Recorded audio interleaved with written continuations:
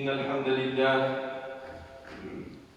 لله نحمده ونستعينه ونستغفره ونعوذ بالله من شرور أنفسنا ومن سيئات أعمالنا.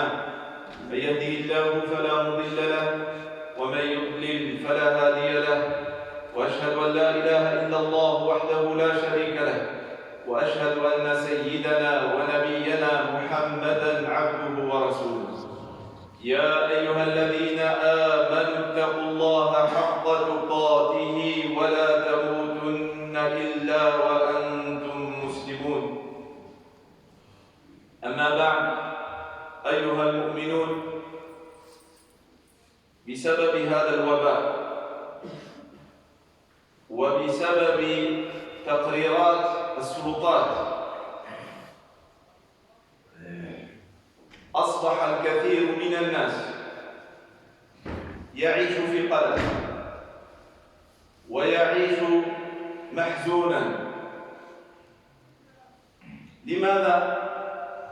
لأن معظم وقته في بيته مع أهله، والبعض يرى أن البيت بل بيته كالسجن. شحال من واحد هذه الأيام قلق، ما راش الليل، قال لك رانا محبوسين. يا أخي فين راك محبوس؟ في بيتك. هذا الأمر غريب. أنت في بيتك مع والديك أو مع زوجك مع أبنائك، في الحقيقة تفرح، لأن هذا البيت هو بيتك، هو البيت الذي ترتاح فيه. هذا المسكن هو الذي تجد فيه السكينة. ولماذا يتزوج الإنسان؟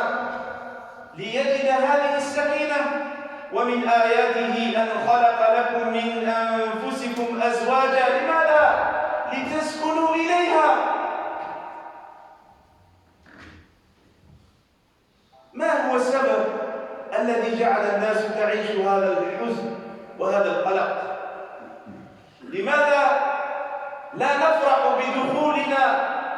ولماذا لا يفرح أبناؤنا حتى الولاد تاعنا كي يكبروا شوية مراهقون عنده الدار كما الحبس، يقدر يبقى برا؟ شوفوا الشباب تاعنا البر يبقوا برا واقفين نهار كامل هكا يديروها نهار كامل يا أخي البر فرحان، في الدار ما يقدرش. لماذا؟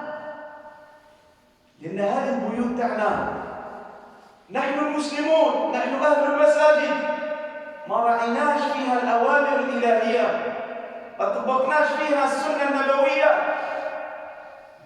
ومن أعظم الأسباب التي تدخل السكينة في بيوتنا هي الشورى، وسنتحدث عنها اليوم إن شاء الله تعالى. Chers frères, honorables sœurs, je vous exhorte ainsi que moi-même à la crainte d'Allah exalté. Ô combien il est étonnant d'entendre certaines personnes ces jours-ci se plaindre suite au couvre-feu ou peut-être au confinement qui arrive. Les gens sont tristes. Le couvre-feu est là, les gens sont tristes. Pourquoi est-ce que vous êtes tristes? Quelle est la raison de votre angoisse et de votre tristesse? Les gens disent parce que nous sommes toujours en prison. De quelle prison parlez-vous? Ils parlent de leur maison. Pour beaucoup de gens, la maison, leur maison, signifie la prison. La famille, pour beaucoup de gens, signifie les problèmes, les contraintes, les obligations. C'est un fardeau. Alors que lorsque nous nous sommes mariés, lorsque les gens se marient, notamment le musulman et la musulmane, l'un des objectifs du mariage, c'est de trouver as-sakina, l'apaisement, la tranquillité du cœur. Et il y a un lien entre le maskan, en arabe, et sakina. Le maskan, c'est l'endroit où nous habitons et c'est l'endroit où nous nous sommes, où nous nous reposons physiquement et psychologiquement. Allah Azza wa Jal, lorsqu'il a cité l'un de ces signes, la création de la femme, il a dit que les gens se marient et cela ne peut être, cet objectif ne peut être atteint qu'avec un homme pieux et une femme pieuse. Pourquoi est-ce qu'on se marie? Pourquoi est-ce que l'homme se marie? Pourquoi est-ce que la femme se marie? Pour ce qu'on appelle en arabe as-sakina, la tranquillité du cœur, le repos de l'âme. Mais nos maisons aujourd'hui sont des endroits que nous fuyons. Les gens sont contents dès qu'ils sont dehors, comme des prisonniers. Nos jeunes, dès qu'ils sont adolescents, voient leur maison également comme une prison. Regardez nos jeunes dans les quartiers populaires qui restent debout des heures et des heures. Quand tu restes 5 minutes, tu as froid. Eux restent des heures et des heures. Mais à la maison, ils ne peuvent pas rester. Ils rentrent manger un petit peu, ils repartent. Ils mangent debout dans la cuisine. Maman, il y a quelque chose, ils mangent, ils partent. Ils ne peuvent pas rester. Pourquoi?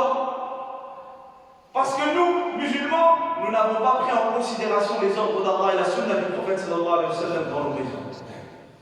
Nos maisons ne deviendront des lieux de repos que si nous appliquons les ordres d'Allah, que si nous nous attachons à la sunna du prophète sallallahu alayhi wa sallam. Là, nos maisons deviendront des lieux de repos. Alors, pour que nos maisons deviennent des lieux où règne la tranquillité, il y a plusieurs ordres à respecter. Parmi les ordres, parmi les qualités des croyants et des croyantes, il y a ce qu'on appelle en arabe al-shura, la concertation. لما وصف الله تعالى المؤمنين في سورة الشورى جاء أثناء هذا الوصف هذه الآية والذين استجابوا لربهم وأقاموا الصلاة وأمرهم شورى بينهم. هذه الشورى ينبغي أن تحيا من جديد في الأمة الإسلامية نحيي هذه السنة في بيوتنا. رمش الرجل وفرعون الدار ماشي هي الجيش. نظام البيت النظام الأسري في الإسلام بعيد كل البعد من النظام العسكري. بعد الرجال عندهم هذا الشيء في الراس. عيب لو كان يقول الزوجة نتاعو واش رايك بنت الحاج؟ ها المرأة واش نديروا؟ الأولاد واش نديروا؟ يراها هو يعني قتل في الرجولية نتاعو، وهذا من الأخطاء، وهذا بسبب الجهل، لأن النبي صلى الله عليه وسلم كان يتشاور مع أهله. Et certaines ayats décrivent les qualités des croyants. Et dans Sourate Ash-Shura, Allah Azza wa Jal décrit les croyants et parmi leurs qualités, il dit se consultent, donc les croyants se consultent entre eux à propos de leurs affaires. Là où il y aura Ash-Shura, il y aura réussite.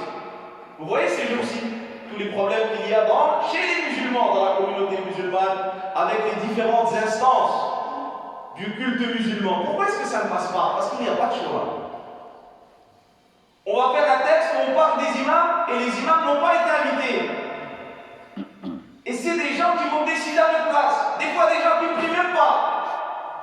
Des fois des gens qui ne sont même pas musulmans. Mais si on veut que les musulmans s'organisent, il faut qu'il y ait la shura. Il faut que ces instances demandent aux musulmans. Il faut que ça vienne du bas, pas du haut, sinon ça ne marchera pas. Et regardez aujourd'hui, les enquêtes sérieuses montrent que les musulmans, surtout les jeunes, qui sont à relais, ne se sentent pas du tout concernés par ces institutions. Ce n'est pas parce que ces institutions prennent des photos à l'Élysée que les musulmans vont les écouter. Vous pouvez même aller prendre une photo dans la lune. Des institutions là, de France. Elles vont prendre une photo dans la lune. Les musulmans ne vont pas les écouter. Pas parce que les musulmans sont méchants ou manquent d'intelligence, non. Parce qu'il n'y a pas de concertation, ça ne peut pas marcher. Et dans nos maisons, il faut la concertation, sinon ça ne peut pas marcher. Et malheureusement, il y a des blocages. Il y a des blocages qui font que nous ne savons pas et nous ne comprenons pas l'importance de la concertation dans la famille. La première des causes, c'est l'ignorance. Et lorsque la personne est ignorante, elle se fait du mal à elle-même. C'est pour ça que les Arabes disent يَفْعَلُ الْجَاهِلُ بِنَفْسِهِ مَا لَا يَفْعَلُهُ الْعَدُوُّ بِعَدُوِّهِ. Lorsque tu es ignorant, tu te fais du mal à toi-même. Pire que ce qu'un ennemi peut faire à son ennemi. Tu es ignorant. Tu penses que demander la vie à ta femme, c'est une faiblesse. Tu penses que prendre la vie de tes enfants, c'est une faiblesse. Pourquoi? Parce que tu ne connais pas la vie du prophète sallallahu alayhi wa sallam, qui à maintes reprises a demandé à sa femme, qui à maintes reprises a demandé à ses enfants et aux jeunes durant sa famille. وهذه الشورى داخل البيوت مهمة ولها فضائل وفوائد كثيرة. إلا كتشاور مع أولادك، إلا تهدر معاهم بالهدوء. الفائدة الأولى أنك تعرف ما يجري في عقلهم. غادي تعرف ولدك واش عنده في الدماغ، مستحيل أنت ما تهدر معاه هو ما يهدر معاه. الأسر صارت تلتقي وقت الطعام، تياكلوا وكل واحد تينوم. يشاهدون التلفاز، تيشوفوا واحد المسلسل ساعة، انظر شوف واش مزال، غير يتسالى هذاك المسلسل كل واحد ينوض. هذا ما يتكلم مع هذا، هذه ما يتكلم مع هذه. كيفاش غتعرف الأولاد تاعك واش عندهم في الراس؟ كيفاش تعرف يا أيها الرجل الزوجة تاعك واش عندها في الراس؟ كيفاش تعرف يا أختي الكريمة الزوج تاعك واش عنده في الراس؟ وبعد نحن عايشين تحسبهم جميعا وقلوبهم شتى، ولو نزلت في غيرنا، ولكن الكثير من الأسر المسلمة تدخل تحت هذه الآية. هم عايشين دار وحده، ولكن هذا ما يعرف عن هذا، هذا ما يتكلم مع هذا. وبعد سنوات الزوجة تهضر تقول لك ما تهضريش فيها، الراجل يهضر يقول الزوجة ما تهضرش فيها، الأولاد يكبروا يقول لك الوالدين ما تهضروش فينا، وتبقى هذا الجرح ما يتبرعش. ضروري من الشورى. لما خرج النبي صلى الله عليه وسلم إلى الحج، اعتمر النبي صلى الله عليه وسلم واعتمر الناس معه ثم حج، ومعه السيدة عائشة زوجته رضي الله تعالى عنها وأرضاها، الصديقة بنت الصديق.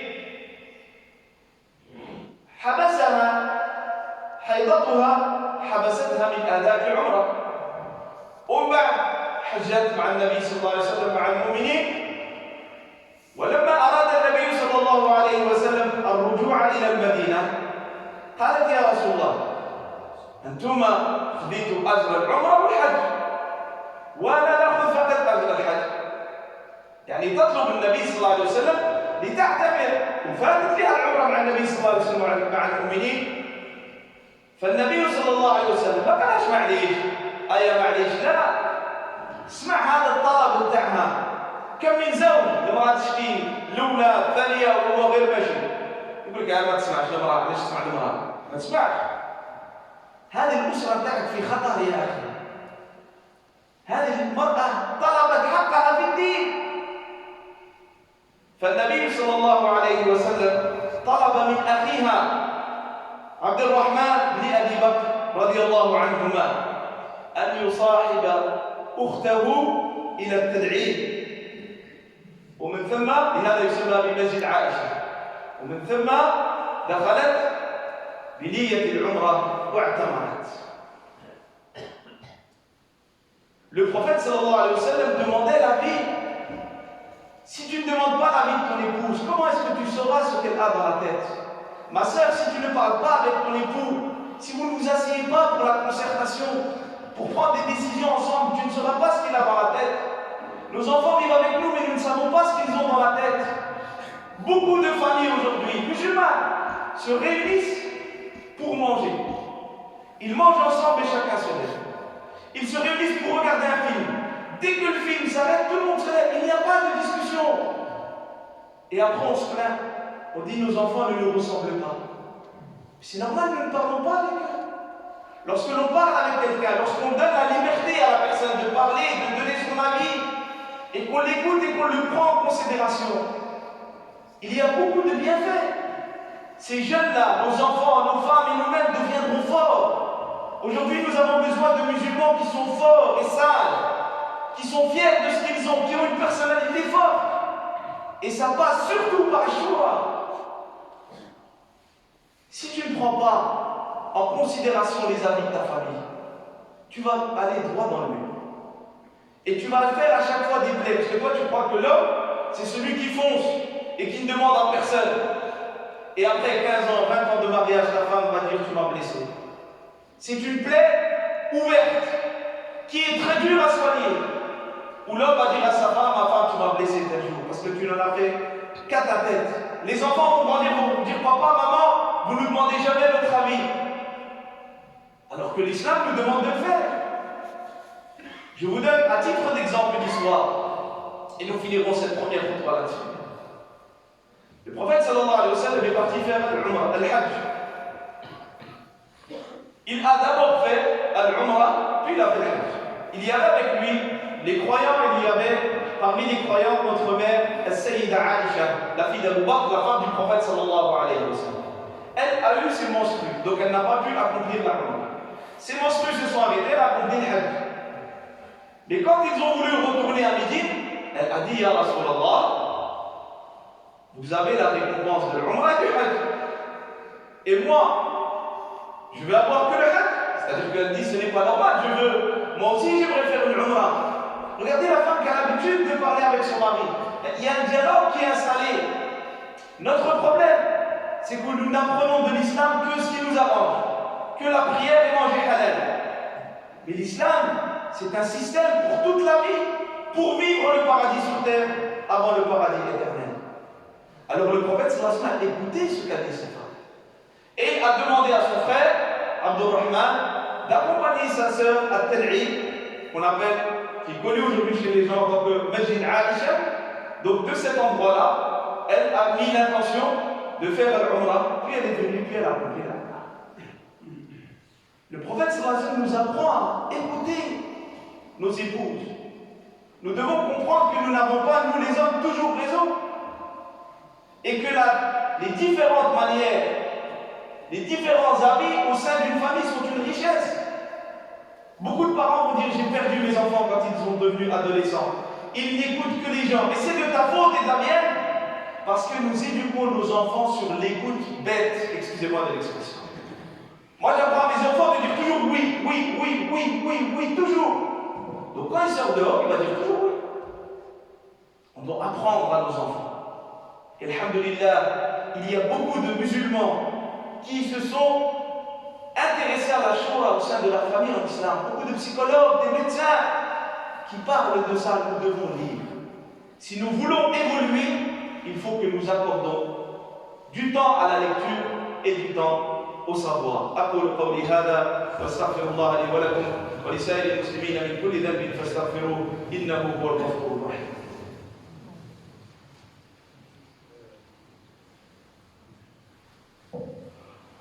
بسم الله وكفى وسلام على عباده الذين اصطفى.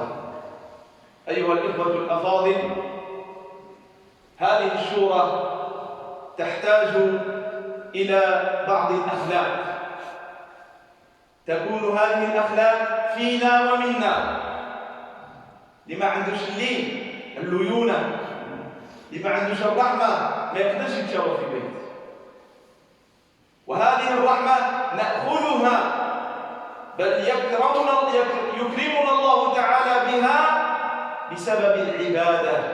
فبما رحمة من الله، بسبب عبادتك يا رسول الله، فبما رحمة من الله لنت لهم. هذا الليل تكون سهل في بيتك، ما تكونش صعيب، ما تكونش شديد، ما تكونش عنيف، ما تكونش عبوسة مقمطريرة تدخل الدار كأن يدخل ملك الموت، تدخل بالابتسامة. وهكذا كان رسول الله صلى الله عليه وسلم. أيها الإخوة الأفاضل، أوصيكم لوجه الله تعالى من قلبي من اليوم ينبغي لكل واحد منا أن يرجع إلى بيته وأن يحاول ما أمكن بالتي هي أحسن بالحكمة أن يتشاور مع أهله في الصغيرة والكبيرة. نبدأ بالصغيرة، لأن النبي صلى الله عليه وسلم خلى حاجة إلا علمها لنا. يروي الإمام البخاري قصة عجيبة وقعت للنبي صلى الله عليه وسلم. أتي للنبي صلى الله عليه وسلم بشراب، شوفوا حاجة اسمها، وعن يمينه غلام، هذا الغلام ابن عمه أي من أسرة النبي صلى الله عليه وسلم، وعلى يساره أشياخ كبار الصحابة اللي كانوا معاه النهار الأول، لكن على يمينه غلام صغير. فسأل النبي صلى الله عليه وسلم هذا الشاب قائلا: أتأذن لي أن أعطي هؤلاء؟ ما كانش أنت بوز، أنت غير كنت أنا نعطي الصحابة الكبار، كي تبان أنت هذو كانوا معايا النهار الأول، أنت يلاه كتعرف تلعب ومازال ما عرفوش. علاش؟ لماذا بعد وفاة النبي صلى الله عليه وسلم انتشر الإسلام ولم يقف؟ غاب الزعيم وتقدم الإسلام، سبحان الله.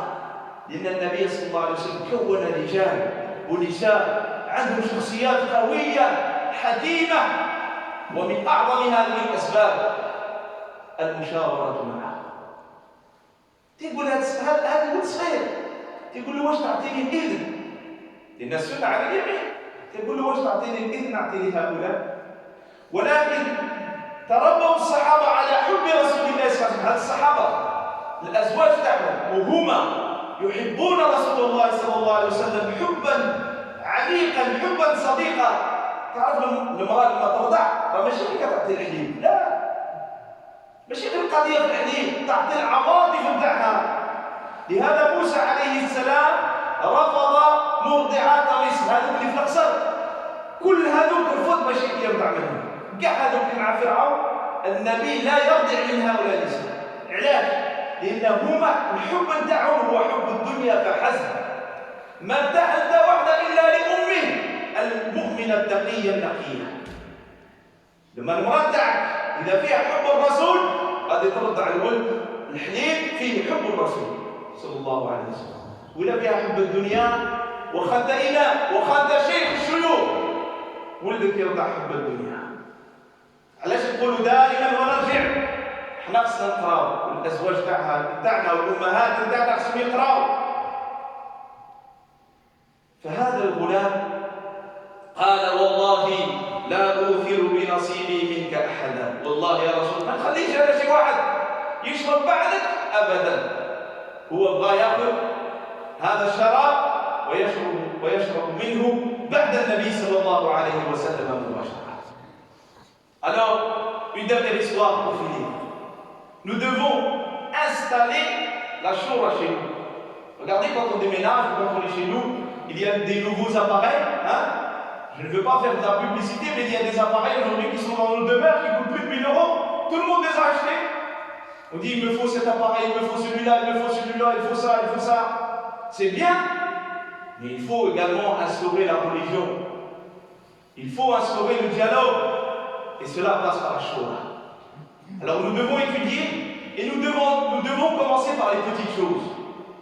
L'imam al-Bukhari, nous raconte une histoire que vous connaissez certainement, mais de laquelle nous pouvons prendre énormément de sagesse. Une fois, on apporta au prophète sallallahu alayhi wa sallam à boire. Et il avait à sa droite un petit garçon. Et il avait à sa gauche les grands compagnons, les premiers qui l'ont aidé. Abu Bakr a donné tout son argent pour l'islam. Ce ne sont pas des gens qui sont venus, qui ont parlé 5 minutes et qui sont partis. Il y en a qui se sont fait tuer. Il y en a qu'on a châtiés. Mais ils étaient toujours là avec le prophète sallallahu alayhi wa sallam. C'est pour ça qu'il y a Kibar Sahaba, les premiers, les grands pas par rapport à leur taille, les grands par rapport à leur sacrifice pour l'islam. Alors le prophète sallallahu alayhi wa sallam va demander à ce petit enfant, qui est le fils de son oncle paternel, donc c'est un membre de sa famille, il lui demande l'autorisation en lui disant, est-ce que je peux donner d'abord à boire aux grands parmi les sahaba? Il ne dit pas ce que beaucoup de parents auraient dit aujourd'hui. Il ne demande même pas, c'est un petit. Qu'est-ce qu'il connaît à la vie? C'est un petit. Alors il suit. Et quand il va sortir dehors, il suivra les pires des personnes. Et ça sera de notre faute. C'est pour ça qu'on dit que quand on s'éloigne de la sunna, on a des problèmes. Les gens ne comprennent pas. Beaucoup de gens pensent que la sunna, c'est que mettre un tamis, c'est une barbe. Ce n'est pas que ça. Il y a ça, c'est beaucoup plus profond. Il y a la croyance, l'adoration, le comportement. Et il y a la formation d'hommes et de femmes exceptionnels. C'est ça la sunna. Alors le prophète, ça va lui demander. Mais ce jeune, il est petit. A allaité l'amour du prophète, sallallahu alayhi wa sallam. Notez bien une chose, l'allaitement maternel, qui est très bénéfique pour le corps de l'enfant, et très bénéfique également pour son âme. Ce n'est pas juste du lait maternel, ce n'est pas qu'une nutrition seulement physique. Lorsque la femme allaite, elle fait passer sa croyance, elle fait passer ses sentiments, tout ça passe. Et c'est pour ça que Moussa alayhi salam, les savants disent, il n'a pas accepté les femmes qui allaitaient dans le palais de Pharaon. Pourtant elles avaient du lait. Et c'est un prophète, il ne peut pas allaiter d'une femme dont le seul souci et l'unique but est le fait d'amasser sur la montre. Il ne sait arrêter de crier que lorsqu'on lui a amené sa mère. C'est un prophète. Il a besoin d'allaiter du lait vitaminé avec l'amour d'Allah. Cet enfant, c'est ce qu'il a pris. Et c'est pour ça qu'il a dit Wallahi, par Allah, je ne peux laisser ma place. C'est un honneur de voir après le prophète sallallahu alayhi wa sallam, je ne peux laisser ma place à personne. C'est pour cela que nous disons et nous insistons, et nous insisterons toujours. La science est une obligation pour l'homme et pour la femme musulmane. Alors, mes chers frères, nous ne pouvons pas parler trop longtemps dans le khutbah, sinon la khutbah perd sa beauté et son but. Et nous avons tous des responsabilités vers lesquelles nous devons repartir par nous. Apprenons à instaurer la shura chez nous. Commençons par des petites choses. Commençons par des petites choses. Oh mon fils, tu as acheté cette nouvelle, je viens d'acheter cette nouvelle console. Est-ce qu'on peut mettre un programme ensemble? Laissez à votre fils faire un programme. Il ne dépassera pas 30 minutes de jeu. Peut-être qu'au début, il ne dira pas 30 minutes, il dira 40 minutes. Laissez-le. Et puis petit à petit, il va apprendre et il va comprendre. Et petit à petit, il va donner son avis et il va se sentir en sécurité. Et vous formerez des croyants et des croyantes fiers de ce discours. Alors, rapprochez-vous davantage, apprenez davantage sur ce point qui est très important et qu'il ne faut pas négliger. S'il n'y a pas la shura dans nos maisons, on ne pourra jamais avancer. On peut faire beaucoup de choses, mais on tournera en rond. Commencez par des choses simples, demandez l'aide d'Allah Azza wa Jal, apprenez et étudiez afin de vous élever et d'élever vos familles. عباد الله لقد أمركم الله بأمر بدأ فيه بنفسه وثنى فيه بملائكته حيث قال تعالى إن الله وملائكته يصلون على النبي يا أيها الذين آمنوا صلوا عليه وسلموا تسليما اللهم صل على سيدنا محمد في الأولين والآخرين وفي الملأ الأعلى إلى يوم الدين اللهم ارحمنا وارحم والدينا وارحم من علمنا وارحم بفضلك جميع المسلمين والمسلمات المؤمنين والمؤمنات الأحياء منهم والأموات إنك سميع قريب مجيب الدعوات اللهم أرنا الحق حقا وارزقنا اتباعه وأرنا الباطل باطلا وارزقنا اجتنابه برحمتك يا أرحم الراحمين يا رب العالمين أحد الإخوة أحد الشباب طلب منا الدعاء ماتت عمته في البلاد هذه المرأة عائشة نسأل الله سبحانه وتعالى أن يغفر لها وأن يرحمها وأن يجعل قبرها روضة من رياض الجنة وأن يرزق لنا نحن حسن الخاتمة يا رب توفنا على الطاعة ولا تأخذنا ونحن على معصية وهناك رجل أنفق ب1000 يورو للمسجد هو أحد المصلين وهو مريض وهو دائما سبحان الله ينفق 1000 يورو أيها الإخوة أنا قلتها وأعيدها المسجد بحاجة إلى الإنفاق ضروري نفهم واحد الأمر أن هذا المال اللي نعطيه المسجد هذا يبقى هذا المال نجده غدا عند الله خصنا شوية نزيدوا في الإنفاق وما تخافوش وما أنفقتم من شيء فهو يخلفه ما تخافش أنك تحط 500 أورو وتحط 200 أورو وتحط 100 أورو خصنا نوقفوا هذه 100 أورو 200 أورو ما نولفوهاش غير في العرس باش يقولوا فلان عطى الله مع فلان عطى 100 أورو ويزبط عليك وانت فرحان حطها ليه حط 100 حط 200 حط أنفق مما أعطاك الله المسجد سبحان الله ولا أقولها دائما هذا المسجد من أجمل المساجد في ضواحي باريس بل في فرنسا أي واحد يشوف الخطبة يقول لي يا عبد الله دير الخطبة هذا مسجد ولا جنة ولا كيفاش درتوا بنيتوا هذا السقف العظيم الحمد لله أنتم تشوفوا كل حاجة متوفرة فينبغي أيها الإخوة والأخوات حتى الأخوات اللي يتبعونا نزيدوا في الإنفاق نزيدوا في الإنفاق ونفقوا هذا بيت الله ماشي بيتي ولا بيت أحد المسؤولين أنا راني هناك إمام المسؤولين راهم هناك يخدموا في سبيل الله يجي واحد النهار غادي نخرجوا من هذه الدنيا ونتمناو أن نعطيها يعني نعطيوها كما نقولوا حنا نعطيوها صحيحة لله فهذا اقترب منا الدعاء، وهناك رجل آخر أنفق 500 يورو. علاش هذا ينفقوا؟ يعرفوا أن المسجد فيه مصاريف. احنا الآن في دفء، الحرارة مزيانة في المسجد، أو كاين الماء، كاين يعني التأمين، كاين فاتورات كثيرة. فينبغي أيها الإخوة لكل واحد منا أن يجاهد نفسه، لأن البخل صعيب. علاش الله قال ومن يوق شح نفسه فأولئك هم المفلحون؟ النفس ما تخلينيش أنا. تبغي تمشي ليه يقول لك لا لا اخرج من هنا، تعطيه شباطورو هو من بعد واش غتبقى لك؟ يا أخي نفقوا. أنا شفت بعض المساجد سبحان الله ما تلقاش الصرف، ما كاينش صرف، ما كاينش. ما تسمع تك تك تك تك 1 سنتيم 2 سنتيم 10 سنتيم 1 يورو. حنا ما نتكلموش على اللي ما عندوش. ربما كاين واحد يعطي 1 يورو، داك الشيء اللي عنده بيرفعوا درجات أكثر مني، ولكن اللي عنده فلينفق مما آتاه الله. فنسأل الله سبحانه أن يوفقنا نحن جميعا الحاضرين والغائبين والغائبات. يا رب وفقنا للصدقة، ووفقنا للإنفاق في سبيل الله على المساجد وعلى المدارس بإخلاص النية يا رب العالمين. اللهم تقبل من هؤلاء، تقبل منهم الصدقات، واجعلها يا مولانا في ميزان حسناتهم، واشفهم بشفائك وداوهم بدوائك. اللهم رب الناس أذهب البأس واشف أنت الشافي، لا شفاء إلا شفاؤك، شفاء لا يغادر سقما. اللهم اجعل هذه الصدقة سببا لدخولهم تحت ظل عرشك يوم لا ظل إلا ظله. ووفقنا نحن جميعا للإنفاق لهذا المسجد، واجعل الله بيننا المحبة والتقدير والاحترام خالصة لوجهك. يا رب اجعل المحبة بيننا خالصة لوجهك، واحفظنا من شر شياطين الإنس والجن برحمتك يا أرحم الراحمين يا رب العالمين. معنا أحد المصلين بل أحد المسؤولين، راهو معنا دائما وغادي يسافر. نسأل الله سبحانه وتعالى أن يبارك له في سفره، وأن يرجعه إلينا بالصحة والعافية يا أرحم الراحمين يا رب العالمين، وأن يحفظ أهله في السفر والحضر، وأن يفتح له ولنا جميعا أبواب الخيرات في الدارين. كما نسألك يا الله أن تجازي هذو الإخوة والأخوات اللي نظفوا المسجد، والإخوة اللي راهم قايمين راه ماشي سهل. نسأل الله سبحانه وتعالى أن يجازيهم عنا خير الجزاء. يا رب جازيهم عنا خير الجزاء. واللي يبغى يعرف يوقف معاهم نهار، يبغى يعرف يوقف غير يوم ذاك الجمعة، يوقف اللي يدير واحد الجيلين ويوقف معاهم، أو ماشي سهل. واحد يدوز عندك ربما ولد عمك ما يسلمش عليك، يقول لك بدا ولي تحسب راسك حاجة، أو ماشي سهل. باش تخدم المسلمين ماشي سهل.